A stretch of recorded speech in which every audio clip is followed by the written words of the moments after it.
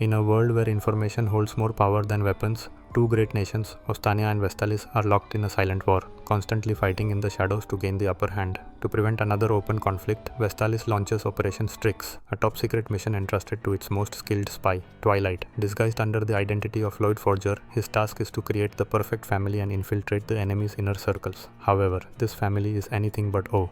Despite their secrets, the Forgers try to live like a normal family. One sunny day, while spending time at the park, Anya enjoys a giant ice cream cone as Lloyd, ever cautious, maintains their perfect family image. Suddenly, Bond has a vision of the future. A frustrated construction worker will steal an excavator and cause chaos in the city. Anya, able to read Bond's thoughts, sees the same vision and decides to stop it, but without letting her parents notice. Pretending that she wants to go home to study, she convinces Lloyd and Yor to leave the park and head toward the area where the incident will soon happen. There, the overworked man finally snaps, starting to wreak havoc with the machine. Lloyd quickly takes control of another excavator to stop him, while Yor jumps into action and saves an elderly man from being crushed. With his usual precision, Lloyd manages to subdue the worker without revealing his true identity. In the end, he advises him to take a B.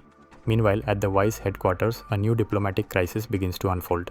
An official named Sergei is blocking the export of strawberries due to illegal smuggling between the East and West. This simple trade dispute threatens to become an international scandal, all because the foreign minister didn't get strawberries on his cake. To prevent chaos, Agent Fiona Frost is assigned to solve the issue before it escalates. Fiona, who secretly harbors feelings for Lloyd, contacts him for information about a stamp forger who might be key to the mission. With help from an informant named Franklin, she discovers the man's location. Together, they infiltrate a dangerous underground district disguised as a couple of mercenaries. There, they meet Pluma, a skilled counterfeiter who refuses Fiona's offer, demanding a higher price. Before they can negotiate further, a group of armed men attacks, aiming to kill Pluma. Fiona reacts instantly, protecting the target with her elite combat skills. Franklin assists her in escaping through a network of hidden tunnels, saving both their lives. Although Fiona is irritated for needing help, she successfully completes the mission. Pluma, grateful for being alive, agrees to forge the stamps, though he charges a higher fee.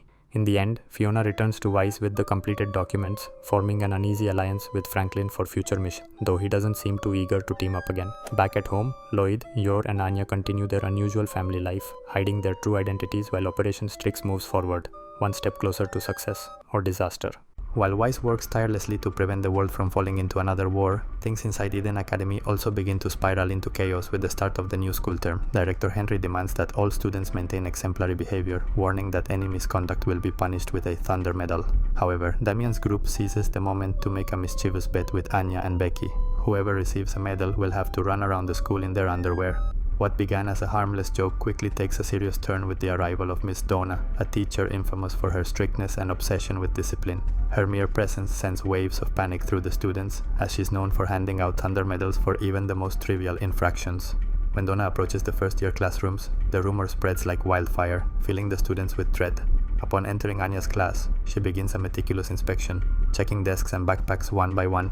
Without hesitation, she starts distributing Tonitrus medals left and right, punishing students for having candy, carrying playing cards, or even forgetting their cleaning handkerchief. To her, these were grave offenses. According to Donna, a former star student once forgot his handkerchief and ended up becoming a criminal, which perfectly reflects her extreme way of thinking. During the inspection, Damian realizes in horror that he forgot his own handkerchief. Terrified of disappointing his perfectionist father, he begins to panic.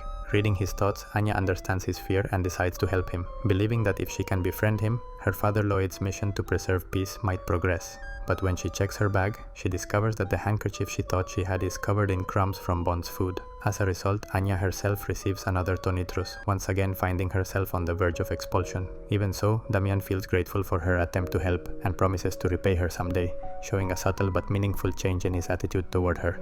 This small gesture marks progress in Anya's Plan B. Meanwhile, Lloyd faints in frustration upon learning that his daughter has been punished yet again, realizing that all his efforts to turn her into a model student continue to fail.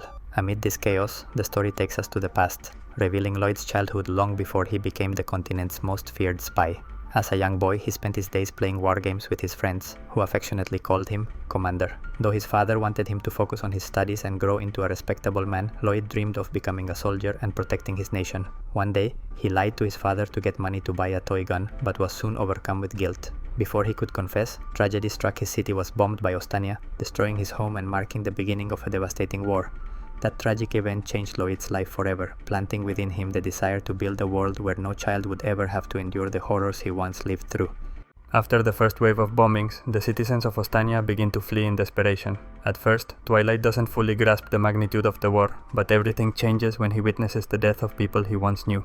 As the months pass, Twilight loses contact with his father and struggles to support his mother by fishing to survive. But tragedy strikes again when a new air raid destroys their refuge. Twilight manages to survive inside a shelter, yet his mother does not. Left alone in a ruined world, his childhood ends in grief and loneliness. Years later, desperate to live, Twilight lies about his age and enlists in the Vestalis army. On the battlefield, he meets Frankie, a soldier from Ostania. Though Twilight nearly kills him, he hesitates after realizing Frankie's humanity. During their brief conversation, Frankie admits that both sides are fighting for nothing but political lies, a truth that enrages Twilight, who still blames Ostania for destroying everything he loved. Later, Twilight is severely wounded and reassigned to the kitchen, where he reunites with his childhood friends, miraculously alive. However, their joy fades quickly when his friends are sent on a mission that ends in disaster. Only their dog tags return. Consumed by guilt, Twilight begins to despise himself for being powerless to change anything.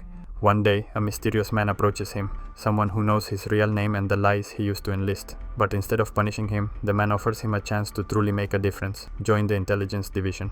Realizing that information is more powerful than bullets, Twilight accepts. He abandons his old identity and begins his new life as a spy under Sylvia Sherwood's command. Returning to the present, we learn that all of this was a dream, a fragment of Lloyd's painful memories. Even as Anya earns another demerit at school, Lloyd gently reminds her to cherish her friends. Having lost everything once, he now understands better than anyone the value of those bonds. For the first time in his life, Twilight, now Lloyd Forger, has found warmth, peace, and a family worth protecting.